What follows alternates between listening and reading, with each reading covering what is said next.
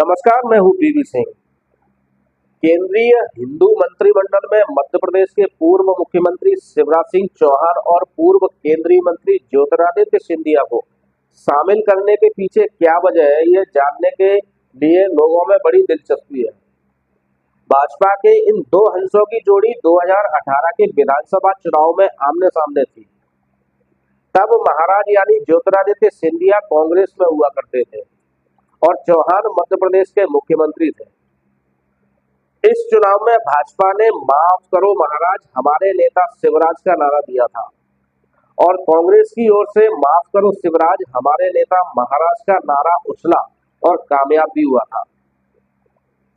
शिवराज सत्ता से हट गए थे, लेकिन महाराज अपनी पार्टी के सत्ता में आने के बाद भी मुख्यमंत्री नहीं बन पाए थे। मध्य प्रदेश की इस जोड़ी ने ही 2020 में फिर कमाल किया। ज्योतिरादित्य सिंधिया ने कांग्रेस से बगावत कर कांग्रेस की सरकार गिरा दी। मुख्यमंत्री कमलनाथ को सत्ता से हटाकर सिंधिया ने अपने अपमान का बदला लिया और एक बार फिर शिवराज सिंह चौहान के नेतृत्व में प्रदेश में भाजपा की सरकार बनवा दी। 2020 से ही ये जोड़ी प्रधानमंत्री नरेंद्र दामोदर दास मोदी की नजरों में चढ़ी हुई थी। 2023 के विधानसभा चुनाव में भी इस जोड़ी ने हाड़तोड़ मेहनत कर मध्य प्रदेश में भाजपा को प्रचंड बहुमत दिलाकर भाजपा की सरकार बनवाई।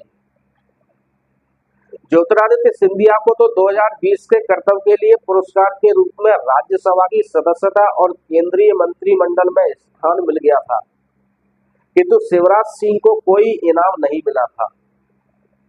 उल्टे उनके स्थान पर मोहन यादव को प्रदेश का मुख्यमंत्री बनाकर चौहान को अपमानित जरूर किया गया था, लेकिन शिवराज सिंह मजे हुए खिलाड़ी निकले। उन्होंने अपमान का कड़वा घूंट बिना नानपुर के पी लिया। नतीजा ये हुआ कि 2024 के आम चुनाव में ज्योतिरादित्य सिंधिया के साथ चौहान को भी केंद्रीय मंत्रिमंडल में जगह मिल गई।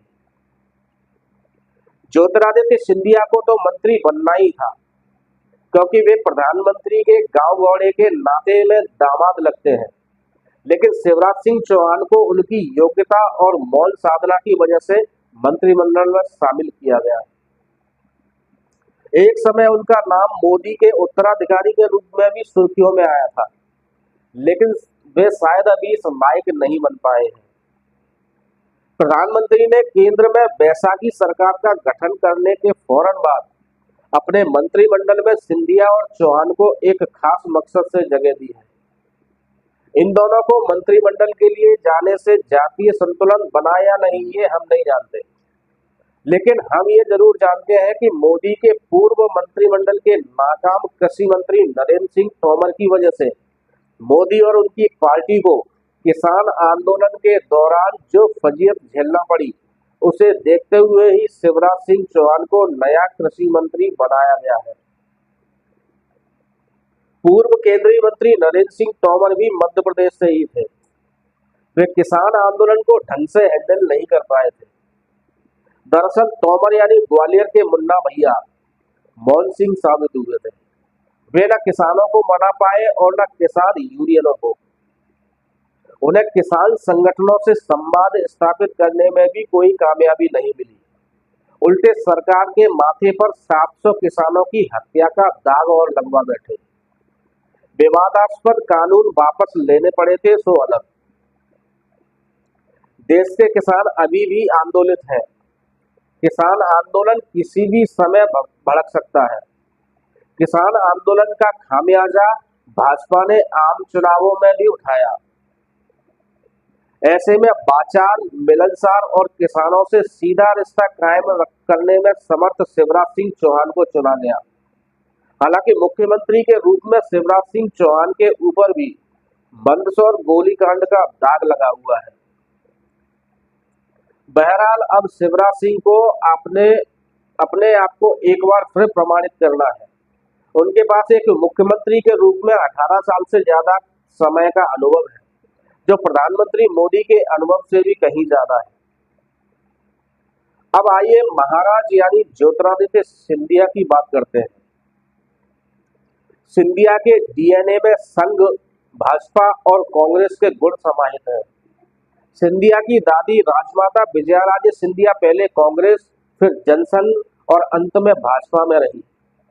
सिंधिया के पिता माधवराव सिंधिया पहले जनसंघ में फिर कांग्रेस में रहे।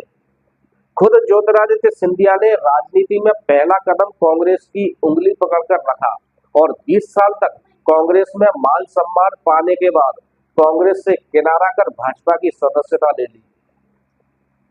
सिंधिया को मंत्रिमंडल में शामिल करने के पीछे उनका गुजरात से रिश्ता होने के साथ ही उनकी कर्मठता और ईमानदारी भी मानी जाती है।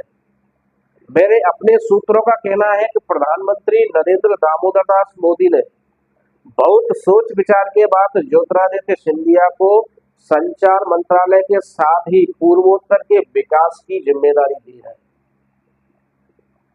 सिंधिया को संचार मंत्रालय देने के पीछे मकसद आने वाले दिनों में होने वाले 5G स्पेक्ट्रम की नीलामी भी है।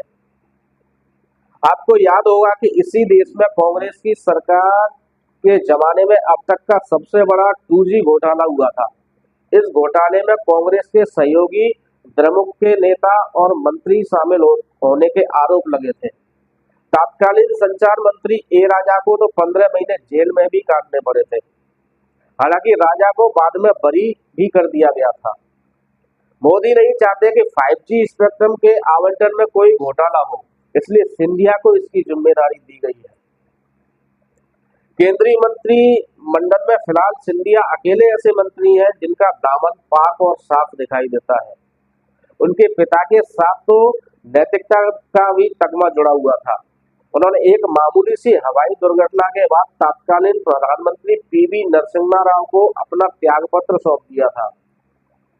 हवाला कांड में नाम आने के बाद कांग्रेस ने उन्हें पार्टी से भी निकाल दिया था, लेकिन उन्होंने उफ तक नहीं की और एक निर्दलीय के रूप में लोकसभा चुनाव जीतने के बाद वे फिर कांग्रेस में शामिल हो गए थे।